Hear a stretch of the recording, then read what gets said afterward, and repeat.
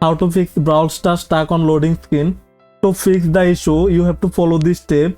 So first, make sure you have a stable internet connection.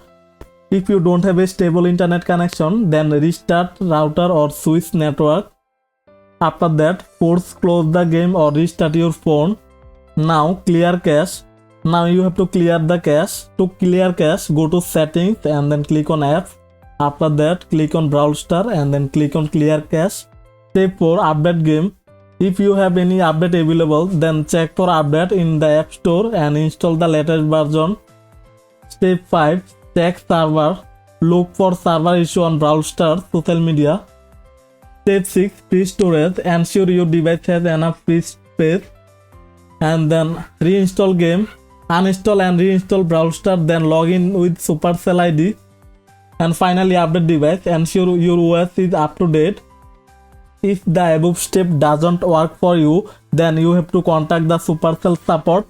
So hopefully this video helped you out. If you found this video helpful, please consider to like, comment and subscribe. Thanks for watching.